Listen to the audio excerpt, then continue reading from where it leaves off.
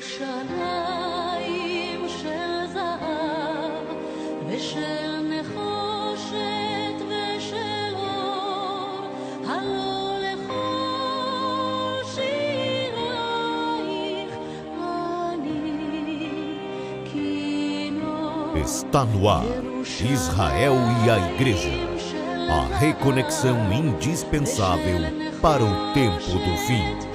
Olá pessoal, estamos aqui de volta para mais um vídeo. Como é que vocês estão, meus amigos, meus irmãos, minhas irmãs?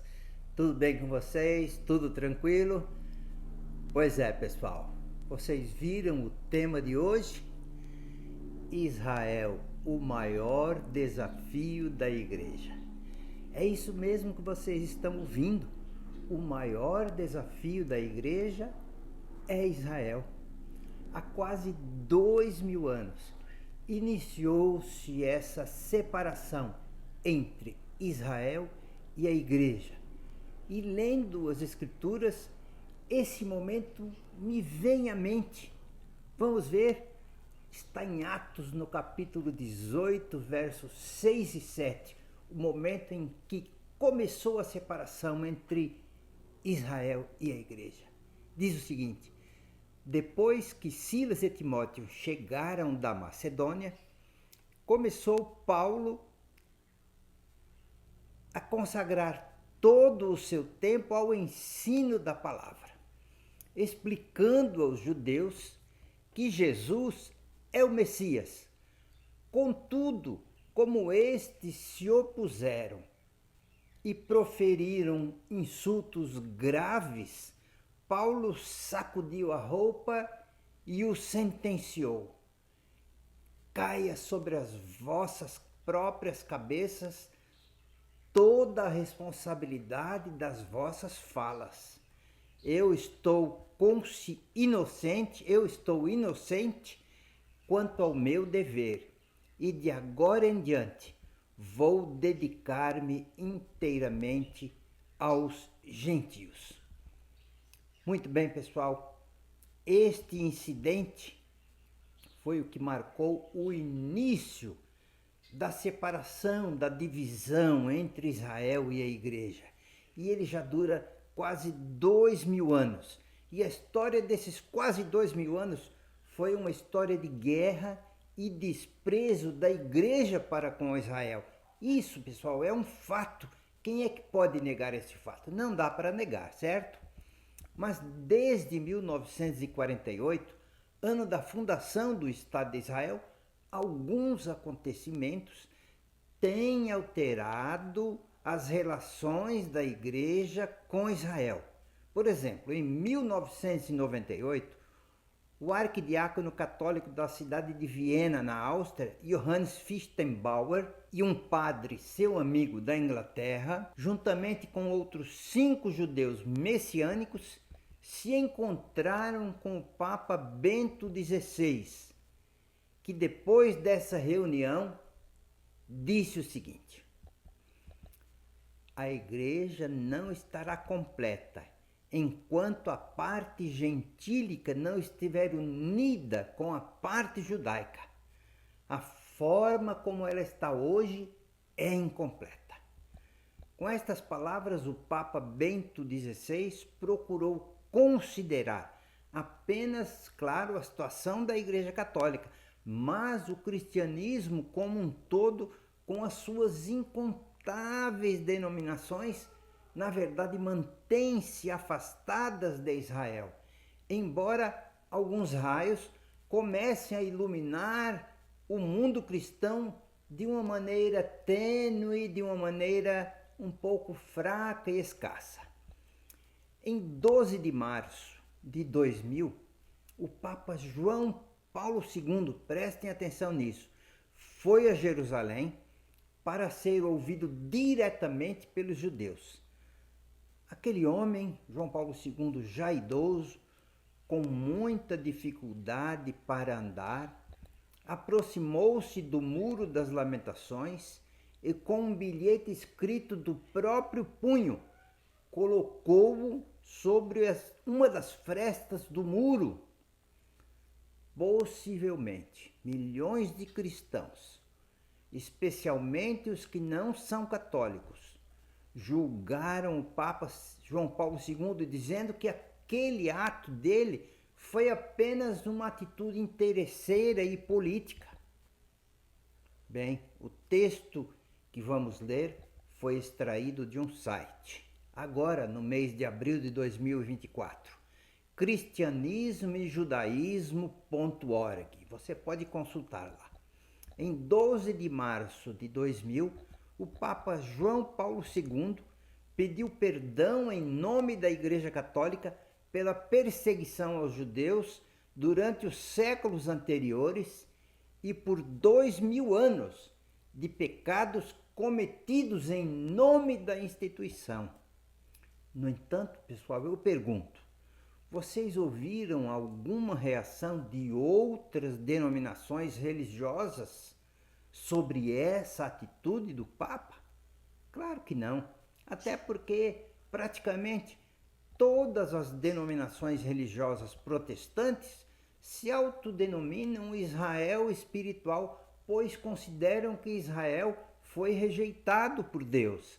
Assim, as denominações protestantes praticam o que nós chamamos de furto de identidade. Vamos ler Romanos capítulo 11, versos 1 e 2. Indago, portanto, acaso Deus rejeitou o seu povo? De forma nenhuma. Ora, eu mesmo sou israelita, descendente de Abraão, da tribo de Benjamim. Deus não rejeitou o seu povo, o qual de antemão conheceu. Mas talvez, a partir do catolicismo, as demais denominações precisam ver a necessidade de mudar. Vejam o que diz esse arquidiácono católico de Viena, Johannes Fichtenbauer. Todas as denominações precisam eliminar a influência da teologia da substituição.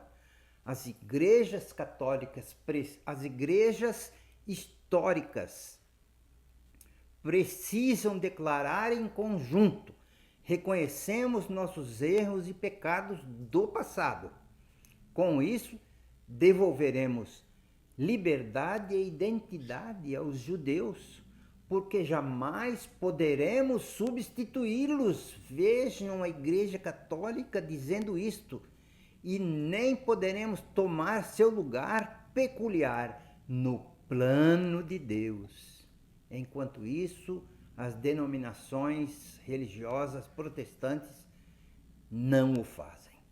A Igreja Católica, que produziu o documento Nostra Aetate no Concílio Vaticano II, afirma através dele que condena a teologia da substituição, enquanto que as demais denominações estão agarradas ao engodo dessa teologia.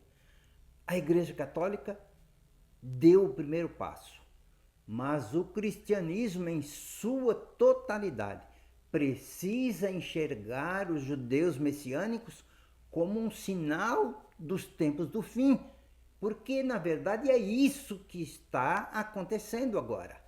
A salvação de todo Israel, como diz o apóstolo Paulo nas palavras do profeta Isaías, ou parte dele, como crê em grande número de cristãos, tornará possível o retorno de Jesus. Quando vemos um grande número de judeus reconhecendo que Jesus é o Messias prometido, podemos ter certeza de que a volta de Jesus, pessoal, está sim cada vez mais próxima. Diz o apóstolo Paulo: se a ignorância de Israel levou os gentios para o Messias, o que irá acontecer com o mundo se os judeus se converterem? Será vida dentre os mortos. Assim, o que o apóstolo Paulo está falando é de um reavivamento no mundo todo, um reavivamento extraordinário, jamais visto após a conversão dos judeus.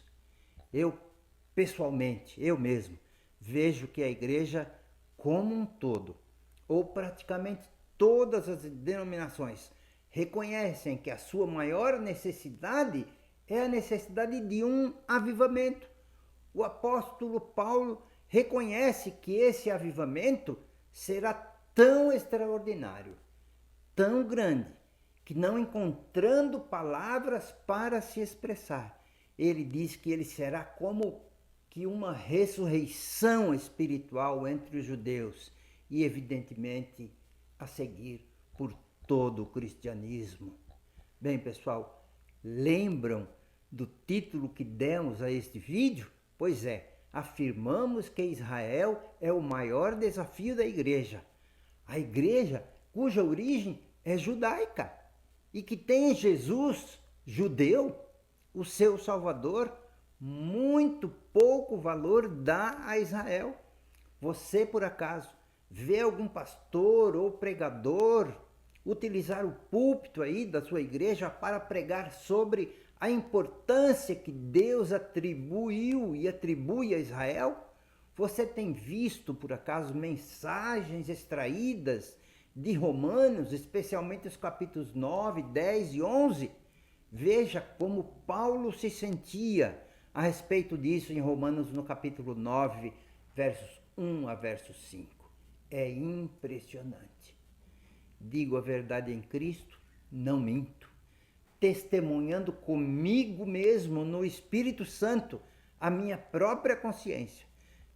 Tenho grande tristeza e incessante dor no coração, porque eu mesmo desejaria ser anátema, excomungado, separado de Cristo por amor de meus irmãos, meus compatriotas, segundo a carne, porque eles são israelitas. Pertence-lhes a adoção e também a glória, as alianças, a legislação, o culto e as promessas. Deles são os patriarcas, e também deles descende o Cristo segundo a carne, o qual é bendito sobre todos, Deus bendito para todo sempre. E ele conclui dizendo, amém. O primeiro passo que a igreja precisa dar para que Israel não seja para ela um desafio é deixar de dizer, ainda que não fale, que Israel foi rejeitado e que ela, a igreja, é agora o Israel espiritual. A igreja precisa deixar de dizer isto e embora não diga, mas age como tal. Não há nada que entristeça mais os judeus messiânicos do que isso. Pessoal, esse assunto é mais amplo do que você imagina, mas nós queremos concluir,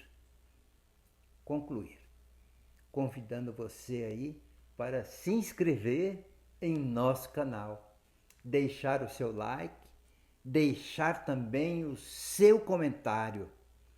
E agora eu concluo deixando aqui um forte abraço para você e nos vemos sim em nosso próximo vídeo. Tá bem? Tchau, tchau. Até mais. Israel e a Igreja. A reconexão indispensável para o tempo do fim.